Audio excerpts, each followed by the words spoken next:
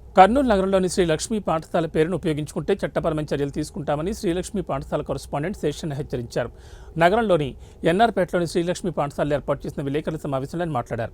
ఈ సందర్భంగా ఆయన మాట్లాడుతూ శ్రీలక్ష్మి విద్యా సంస్థను 2024 సంవత్సరంలో కొనుగోలు చేశామని 2024-25 విద్యా సంవత్సరం నుంచి మా యాజమాన్యం కింద పాఠశాల నడుపుతున్నామని ఆయన తెలిపారు. క్రెడో ద స్కూల్ యాజమాన్యం శ్రీ లక్ష్మీ పాఠశాల పేర్లను అనైతికంగా వాడుకుంటున్నారన్నారు. సోషల్ మీడియాలో తమ స్కూల్ పేరు పెట్టుకుని విద్యార్థులను వారి తల్లిదండ్రులను తప్పుదోవ పట్టిస్తున్నారని, వారిపై చట్టపరమైన చర్యలు తీసుకోవాలని డీఈఓకు ఫిర్యాదు చేశామన్నారు.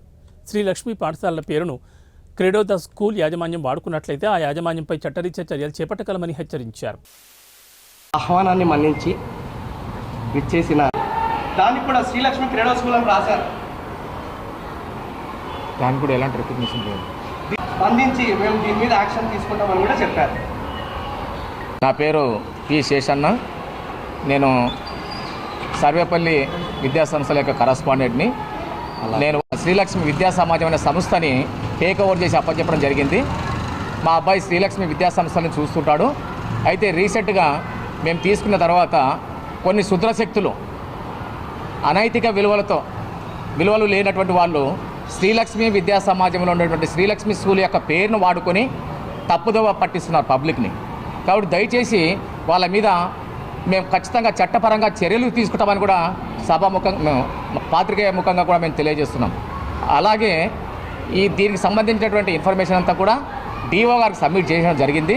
అయితే డిఓ గారు వెంటనే పుటప్ ద ఫైల్ అని చెప్పి వాళ్ళ మీద ఖచ్చితంగా చట్టపరంగా మేము చర్యలు తీసుకుంటాము అని చెప్పడం మాకు హామీ ఇవ్వడం జరిగింది. ఇదే కాకుండా కొన్ని 10th క్లాస్ అతనికి క్రెడోకి రికగ్నిషన్ వచ్చిండేది ఎప్పుడు వచ్చింది? నవంబర్లోనో డిసెంబర్లోనో వచ్చింటుందండి.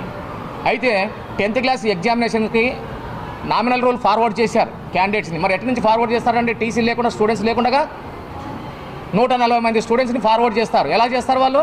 వాళ్ళకి రికగ్నిషన్ లేకుండా పోనీ ఆ టీసీలన్నీ మా శ్రీలక్ష్మి స్కూల్లో ఉన్నాయి. గతంలో మా దగ్గర ఉన్నారు పిల్లలందరూ కూడా. అయితే ఆ టీసీలు తీసుకుపోయి అడ్మిషన్ చేసుకోవాలి. ఎప్పుడు చేసుకోవాలి? మేము టీసీ ఇచ్చిన తర్వాత అడ్మిషన్ చేసుకోవాలి. టీసీలన్నీ మా దగ్గర ఉన్నాయి. కానీ 140 మంది స్టూడెంట్స్ ఫీజులు కట్టి ఎగ్జామినేషన్ బోర్డుకి ఫార్వర్డ్ చేయడం